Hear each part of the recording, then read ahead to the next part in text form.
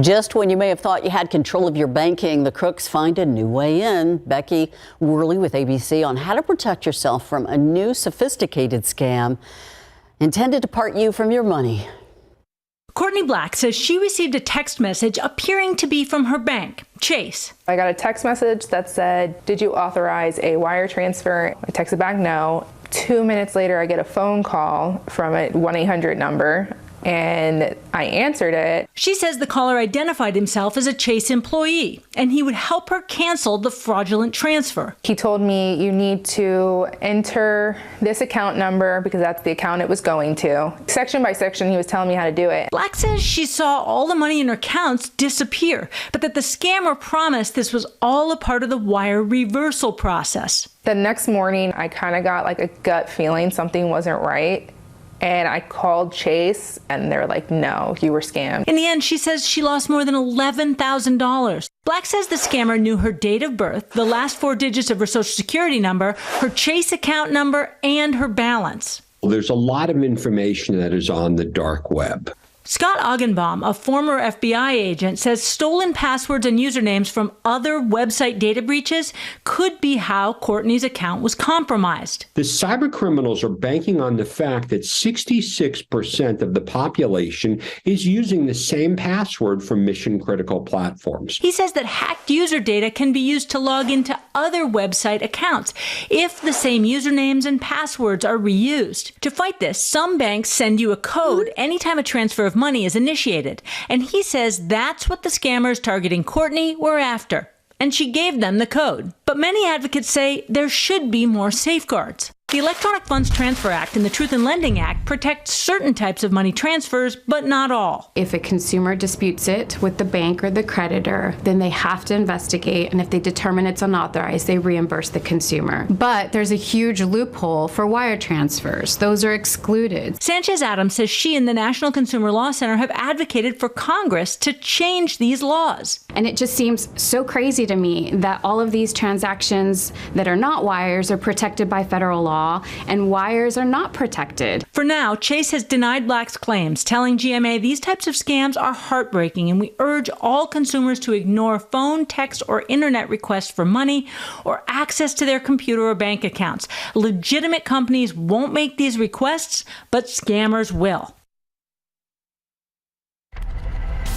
Good advice there. New today at 5, back to school shopping for college.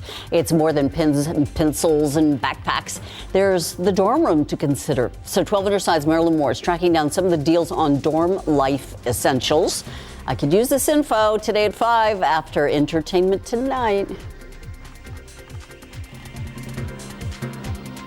And it's a Barbie world on SA Live. Oh, Mike's got Barbie mania. Yeah. I have my own Barbie. You didn't know that? Just kidding.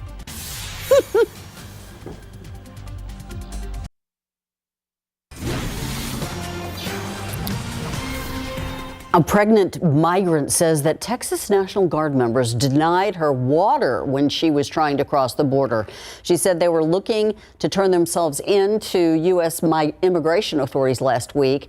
The woman, 6 months pregnant, says that she and her husband were trying to cross the Rio Grande. They were met by the Guard members who told them return to Mexico. She says she asked for water several times, but the Guards told her they couldn't give it to them. Paramedics eventually arrived and helped her, and then U.S. immigration authorities processed the woman and her husband. So far, no comment from the Texas National Guard, which the U.S. Justice Department says it is assessing for complaints like these. The investigation that began in Long Island, New York, now nationwide. Right now, police in South Carolina trying to link the accused serial killer from Long Island to another murder in their state. Police in Rock Hill say Elia Bell disappeared in 2014. The 18-year-old vanished about 20 miles from where Rex Heuermann owned vacant lots in South Carolina. It's kind of scary because I live on this street. He kind of stays to himself. I'd see him come up down the road. He'd throw his finger up and wave. Heuermann is already charged with murdering 3 young women in New York more than a decade ago. He pleaded not guilty on Wednesday to those crimes, but police in several more states are investigating to see if he's linked to more cases in their states as well. The Pentagon says the U.S. deploying thousands of Marines to the Middle East. It's in response to recent attempts by Iran to seize commercial shipping vessels, some of which involved gunfire. For example, earlier this month, the U.S. stopped Iran from seizing 2 tankers in the Gulf of Oman. An Iranian vessel even opened fire on a tanker. But new forces being deployed will likely consist of 3 ships and approximately 2,400 Marines. Turkish state media putting out a warning to Russia. It's due to Russia accusing Ukraine of not supplying enough grain for it to keep the Black Sea grain deal operating. Turkey said it will not hesitate to take the initiative needed to prevent the, quote, harmful effects, unquote, of Russia pulling out of the deal. The Turkish president hailed that grain deal as a vital initiative for humanity, outlining Turkey's commitment to shoring up its future. Leading artificial intelligence companies committing to some new safety procedures, but this is only voluntary. 7 companies have agreed to put new AI systems through outside testing before they are publicly released. AI-generated content will also be clearly labeled to help combat fraud and misinformation.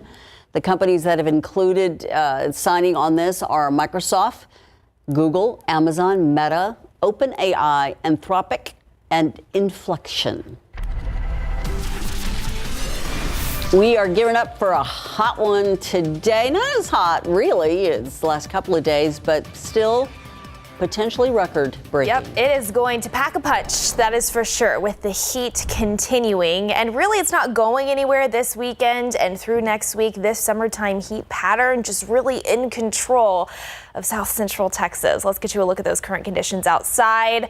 Upper 80s, but more so low 90s already, with plenty of sunshine out there this noon hour. 91 at Stinson, 92 at Kelly, 90 on the east side over there at Randolph. Winds generally out of the south-southwest at about 5 to 10 miles per hour. 93 already out east in Gonzales, same in Carrizo Springs. Low 90s for places like Kerrville, stretching over to Rock Springs out there in the hill country. 91 in Eagle Pass, 89 for places like Hondo as well as Uvalde. With plenty of sunshine sticking with us this Friday, you can see that, yes, we could potentially tie the existing record high. We've got that forecast high pointed around 102, already 100 by 3 p.m. And then, of course, if you're stepping out for any of those evening plans, still plan for mostly clear skies, but it is going to be hot with those thermometers gradually falling through the 90s. And we've been talking about how the heat is not going anywhere. Daily opportunities to climb into the triple digits. Stick with us Saturday and into Sunday and even into next week. Looking here at your 3-day forecast, it is going to be muggy in the upper 70s for the mornings as well. But with that high pressure system moving farther west, a 10% chance for a stray shower tomorrow, followed by a 20% chance for a few isolated showers and storms returns on Sunday. So we'll definitely see what we can find over the next 48 hours. We'll have a full look at your futurecast and all those details coming up in just a few.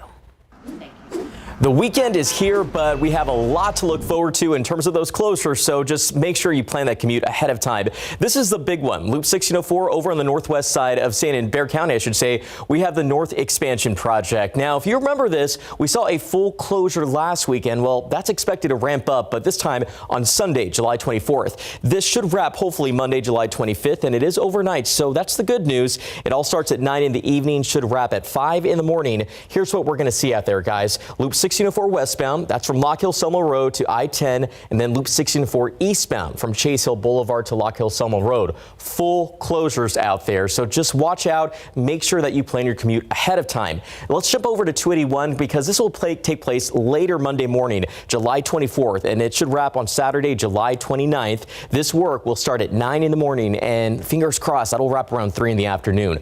Alternating lane closures in both directions, that's north and south at Borgfeld Road. Guys, Got one more for you here, and this is going to take us to I-10 over on the east side of Bexar County. Now, this work starts on Sunday, July 30th and should wrap on Friday, August 4th. But this is overhead sign replacement. The work does start at 9 in the evening and should finish, let's keep our fingers crossed, 6 in the morning. Full westbound main lane closures from Scenic Loop to FM 1516. Lots happening in our area. Scan the QR code. This takes you directly to our KSAT traffic page. I have a full list of all the closures that could impact your commute, so know what to expect ahead of time. We've got some breaking news. We just learned from the Bexar County Sheriff's Office that an inmate has died after attempting suicide. 23-year-old Kiernan Christopher Williams was in jail for a capital murder charge in 2020. BCSO says during face-to-face observation checks, they discovered that Williams was attempting suicide. The San Antonio Fire Department was called out to assist, but Williams was pronounced dead just after midnight this morning. All eyes on Team USA as the ladies get ready to hit the pitch and make their 2023 World Cup review. How about debut? How the team stacks up against the competition next. And a diver that spends his time finding lost treasures, surprising even himself with the latest discovery, the depths he had to go to in order to find a wedding ring. UTSA unveiling some fresh new digs for athletes, and they're hoping it'll help entice future prospects. We're going to take a look at the facilities after the break.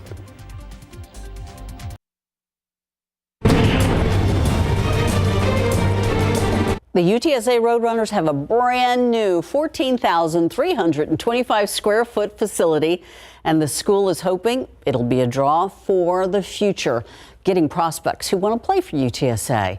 Take a look at the Park West Fieldhouse. It features nice locker rooms and workout facilities. The team is not only getting this up-to-date attraction, but now the soccer team has a new home for their Conference USA Championship trophy. Those are all great talking points when it comes to recruiting the brightest and best student athletes from around the country. The facility is also a showcase for the community. They're going to be hosting regional and national youth sporting events, athletic camps, and clinics. Now to the World Cup. The U.S. women's team about to kick off their quest for what would be a history-making third consecutive crown. They're taking on Vietnam tonight. ABC's Maggie Rulli live in Auckland, New Zealand with a review. Well, good morning. Tonight is all about Team USA. The group is making their World Cup 2023 debut tonight in a game against E-Group opponent Vietnam. Now, that country is making their first ever appearance in a World Cup. So tonight is really a David versus Goliath matchup, with the U.S. overwhelmingly favored to win. But hey, it's the World Cup, so anything could happen. Now, tonight's game could bring Team USA one step closer to a history-making tournament. The team is looking to not only defend their title from 2019, they're looking for a three-peat, that back-to-back-to-back title wins. It's something that no team, men or women, has ever been able to do. But this team could go all the way. The new look squad is a mix of veterans and fresh faces. You have players that are there for a fourth appearance at a World Cup, players like Alex Morgan and Kelly O'Hara. Also, of course, Megan Rapinoe, who recently announced that this will be her fourth and final World Cup appearance. Now, she's been a leader to the 14 fresh faces on this team. Players that are here for the very first time. We sat down with three of them, and they said they have learned so much from these legends. People like Rapinoe, who they affectionately call Pino. They say she always has advice and support. But we also asked them what the veterans could learn from them, the newbies. And they said they bring a energy and excitement as first-timers. We're going to see all of that energy, excitement, and enthusiasm tonight on the field as they kick off. I'm Maggie Rulli in Auckland, New Zealand. Maggie, you're killing us over here. She's in New Zealand wearing a parka. A puffy jacket. A puffy jacket because it's 47 degrees right now in New Zealand. I forgot what that even feels like. That's just incredible. Meanwhile, We're in the upper 80s and low 90s already this lunchtime hour, and it's just going to get hotter from here throughout the afternoon. Our average high, of course, 95. We will once again be well above that, potentially tying the record of 102. And of course, it was a muggy start, but just 2 degrees above the average of 75. We started off at 77. Remember, this triple-digit heat, it continues. So coming up a little bit later on, we're going to talk about some interesting triple-digit statistics that we've seen here in San Antonio.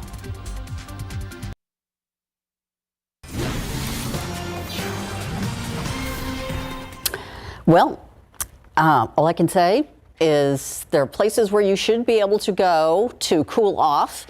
Some suggestions. New Zealand, which we already covered. New Zealand, yep. New England. I think it's raining over there. It is actually. Raining in Atlanta. They have the chance for storms too. You're doing pretty good, Ursula. And I want to say Memphis, but I think they've had flooding in that area, so I don't know if that's where you want to go. They've definitely had more of an active weather pattern because they're sitting on just the far northeastern edge of the high pressure system that's been controlling our weather pattern here in south central Texas. And we'll actually take a look at some weather that's happening across the country here in just a second. But first, let's get you a look at those weather headlines. Of course, it is going to be another hot one out there today, over the weekend, and into next week. More triple digits in the forecast, but that heat high pressure that has been controlling our weather pattern, that's going to move ever so slightly west. Already really has this Friday afternoon, and that's going to allow just enough space for a little disturbance and a boundary to potentially spark a straight isolated storm chance tomorrow and especially into Sunday. So we're going to talk all about it once again. Here's your KSAT 12-hour forecast throughout the remainder of the day. Plenty of sunshine, 98 by 2 p.m., 102 by 4 to 5 o'clock. And then for any evening plans, still clear to mostly clear skies, 99 by 7 p.m., 94 by 9. And then slowly working our way into the 80s later on tonight. But today is likely going to make for our 14th consecutive triple-digit day that we've seen here in San Antonio. So once that verifies, we will tie last year for the third longest streak of triple-digit days, following 2013 that had 15 and 1962 that has the top spot at 21.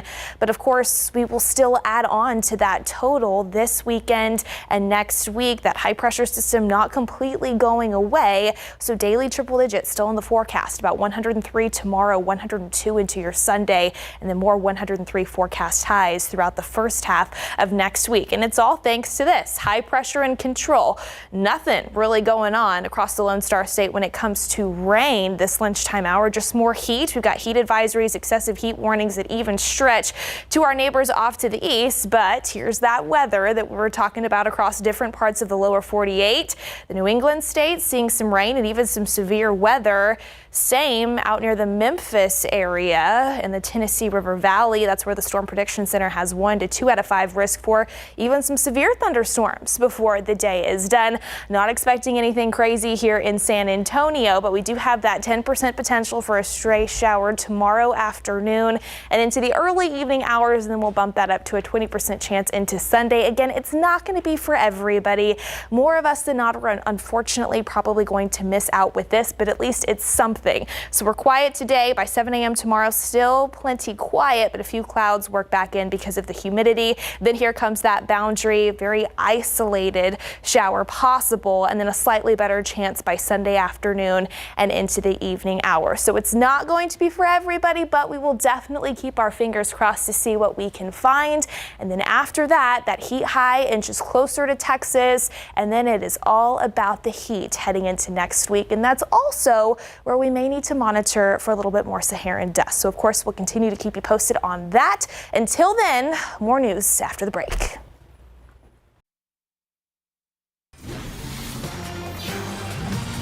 Check it out. A Good Samaritan diver loses it when he finds a lost wedding ring. CNN's Jeannie Mose reports where he found it is crazy. 47 feet down at the bottom of a California lake. Move over, mermaids. Meet Merman Mike. I'm just so stoked. What gets diver Mike Pelly stoked is finding things people lose underwater in California lakes. His latest Mission Impossible? finding Jenny Bowles' wedding ring. As I was swimming, I lost my wedding ring. In 47 feet of water in California's Bass Lake. Freezing cold water, mucky with clouds of silt and near zero visibility. Armed with a flashlight and a metal detector, Mike blindingly searched, giving himself a 2% chance of success, and yet there it was. Mike was so excited about finding the $9,500 ring that he literally moaned with pleasure. And when he surfaced, as for Jenny, though Mike doesn't charge a fee, Jenny did insist on tipping him $200. You were more excited than she was, I think, when you found it. I've had a lot of people be like, the underwater screams are a bit much, or like your woos are kind of annoying. I'm like, I can't help it. I get so excited when I find something. It's like, it's got to go somewhere. Mike gets excited when he finds a pair of sunglasses. Or a phone, or the wheel from a 1908 Ford Model T that he keeps in what he calls his treasure room. His freakiest find? He's a rescue dummy. For about 2 or 3 seconds, I thought it was a real body, and that was absolutely terrifying. Well, actually, park rangers at Lake Natoma told Mike, What is that? that Timmy the rescue dummy was lost during training, but for Merman Mike, recovering what goes down lifts his spirits up. Check it out. Ginimos, CNN, New York. I need to hire that guy. All right. Had I known, I would have worn my Barbie pink today for SA Live. I blew it. Yet everything is pink. It is all about Barbie. We have got our Barbie set here, and yeah, it is all about, as the movie opens up this weekend, we're going to be talking to our own Barbie out in the field at a party in her honor. It is also a very magical Friday here, and we have magicians Paul and Frank. So you got a little trick for us on this Barbie Friday, huh? Frank, I'll show you a trick. Show everybody the wallet. Empty wallet? I also have a little rabbit. If I snap my fingers, he disappears. Ooh, I wonder where he went. Wow. Now that's magic. Well, there's a very special event coming up at the Magicians Agency Theater where you can meet these two magicians and just chat with them about that, and we'll tell you all about that as well. Okay, we talked about everything being Barbie. How about some Barbie cupcakes? Look at how delicious those look. Yes, indeed. And one is specifically made for Malibu Barbie. Plus, we are going to have the contest or the question, are you going to see Barbie or Oppenheimer this week? That's a social question. That and a whole lot more coming up on SA Live, so stick around.